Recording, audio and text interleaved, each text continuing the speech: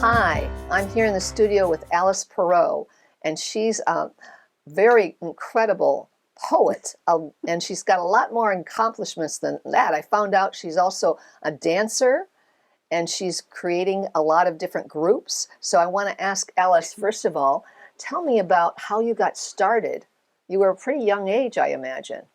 Well, I was kind of an incipient artist growing up. I wasn't a developed artist. I had it in me when I was really young. When I was 8 years old, Right. I did a kind of training which is called Dalcroze, which is not much heard of these days, but Oh, it is a way of teaching children to move to music and to express themselves with movement through music. So it's a combination of rhythm, music, and dance. oh, that's like improv. That's incredible. Yeah, and I kind of developed that way. And then as I got older, I was interested in more formal dance training and music training.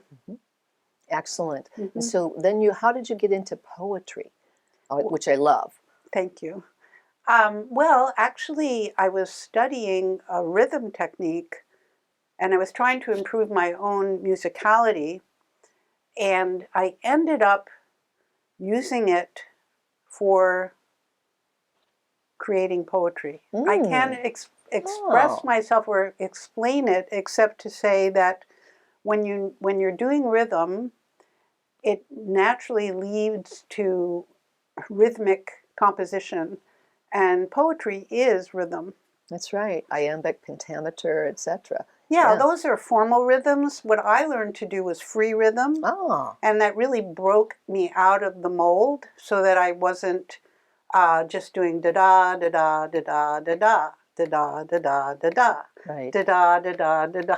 That's right. I got into da da da da da da da da da da da Ah, da da da, and that really helped me. When you hear my poetry, you'll see it's free rhythm, and I don't use rhyme a lot either. So that's how I got into poetry, was through rhythm. wow. That's incredible. I'm so, that's our guys out in our audience and all our artists in our group probably want to know how they can do that. Like what steps they can take. Is there anything they should be looking at or doing or practicing? Well, it just depends on your own personal goal. Mhm. First of all, I would suggest for any artist to really decide he wants to be an artist and make a firm decision, and then actually you will be led to. It's amazing how beings are very intuitive and they know where to go if they're open and they're free. Then they'll go, oh, and then they'll just happen to move next door to some great teacher. It's amazing how Mhm. that works. Um, I would suggest, if they want to be a poet, that they should study rhythm. They should find a good teacher that teaches how to do rhythm, because rhythm is inside poetry. Right. When I teach young children Ah, in schools, great. and I've been doing that since '91. But I do have like some curriculum if somebody is interested in poetry and how to start. I do have some curriculum myself Oh, great. That's very that valuable. would be interested in that. Um, but I would say that if they get inside of the rhythm and they hear it, they're going to be able to do better poetry. Ah, what a good idea. That Yeah. makes sense. Hmm. So also, you have this group, two different groups. How did that start? Well, I was lonely. I was Understood. tired of doing isolated. I'm a flutist. I Ah, came back to flute again. I have many layers of my career. yes. I started out as a musician when I was young. I have a degree in music from the Manhattan School of Music in New York City, and that's flute performance. Mm, Um, but then I also wanted to dance because I was a dancer also. mhm. So I went from music and then I went back to dance. And then since I started dancing when I was a little too old for a career, but I still managed to do it, Um, Good. as you can see on my website. And I invite anyone to go to aliceperro.com and look at some of those early performances if they want to see some interesting dance. Oh, it's incredible improv. I totally recommend it. Thank you. But then I went, after that, I went back to dance for a while, and then I got into poetry. And Good. from study, it was all very layered, then back to dance. And then I went, and I never stopped the poetry. Mm-hmm. And then I went back to my flute. And I was playing and getting myself back in shape because I hadn't played for like a really long time. I won't say how long, a really long time. And so then I kept going, and I got some really good teachers here in LA. David Shostak, who was the first flutist of the Los Angeles Chamber of Music group, and some other great teachers.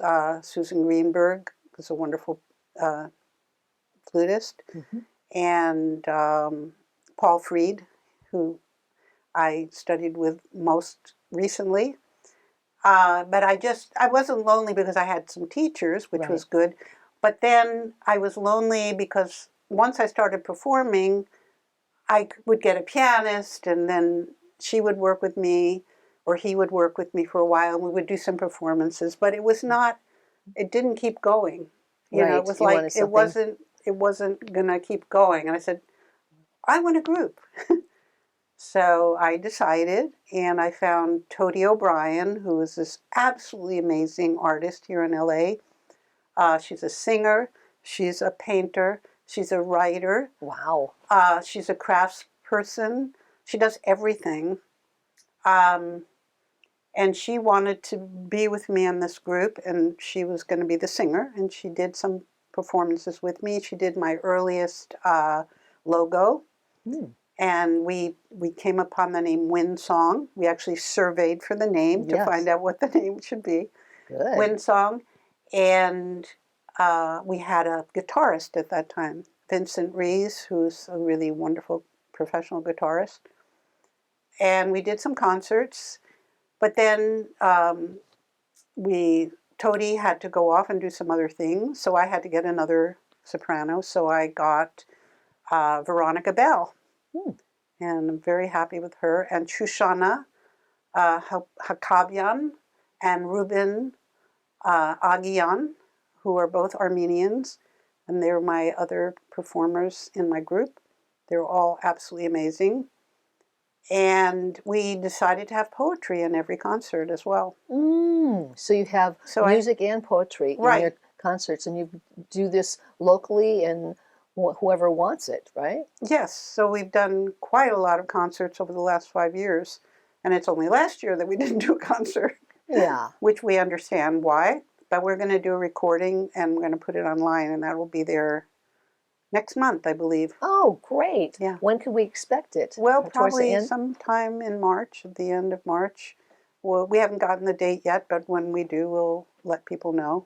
Great. So it'll be right there online on your site, right? Yeah, and I'm going to do poetry in that for usually I have other poets, but I decided I would be the poet this time.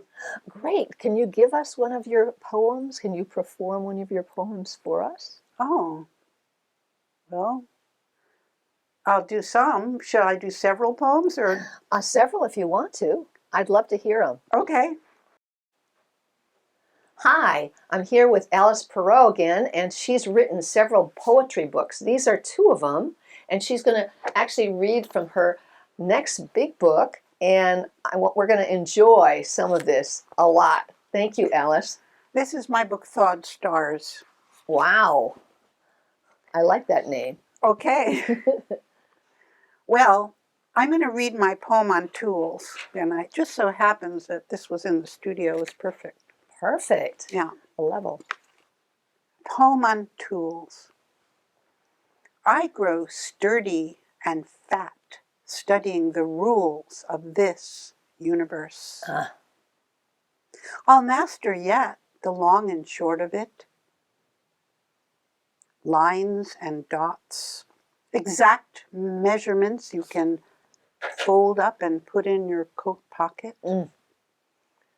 I won't wreck my ship on the shores of inexactitude, love, or mush. I shall be impervious with my fine metal rule. No rush to any death. I have placed my micrometer on each tool that comes my way. I have the steady look of one who knows arithmetic and will not hurl myself into anything indescribable or lush. It's all explainable in my book, a steady ballast for my passionate ship on my mad, mad sea of dreams. Wow. Wow. Excellent. Thank you. This is a poem that I often read to my students when I'm kind of demonstrating to them about rhythm being the basis of poetry. Oh, yeah. And the way I usually do it is I'll get up and I'll read the whole poem like this. Da-da, da-da, da-da, da-da, da-da, da-da, da-da, da-da, da-da, da-da, da-da, da-da, da-da, da da da da da da da da da da da da, etc. Right. And they really, and then I say, well, what was I doing there? And they say, rhythm, and they get it. Yep. And this is right. called, this is called Breathless. I am breathless to you, nothing to you. I will make a mountain for you. I am open for you. Nothing to you is a barrier. Waste some green space with me, hop with new feet to me. Turning backwards is a track I find distasteful. Let's begin again. I make birds sing. You can face me. Nothing is me. Everything. Whoa. Whoa. That's nice. Ooh, I got that. Thank you. Thank you. Well, this poem is called Travel. Portions of this poem have been read before. At breakfast in another year, before the winds of space took my love away and blew me to machines and time. Portions of this poem, not seen by traveling eyes, were found again in new-lit trees by voyagers who knew the way to unmaking moments. Oh, great. Oh, it's not done yet. I love The last lines are, why travel far, say I, when poems speak here in our instant universe. Yeah. Yeah. Instant universe. Yeah. Wow. You have such a way with words, Alice. Thank you. Okay. You want to do one more? I can do one more. Please. This is sort of a love poem. It's good for February. Yep. In my perfect landscape, I took you in my acres green through long summer's yawn, and found you in the leaves unfurling, waiting in the dawn I'm making. Can I see you in that perfect tree, caressed with interlacing green, a spot of you in a sparrow's throat, in radiance of sun's gleam, blending with me, over here, in my loving eye. Beautiful, beautiful, beautiful. Thank you so much for sharing with us, and you'll probably inspire some of the members to try poetry. Well, I'm always here and available if anybody needs any help or advice. And yeah. Thank you. Thank you very much. We had so much fun.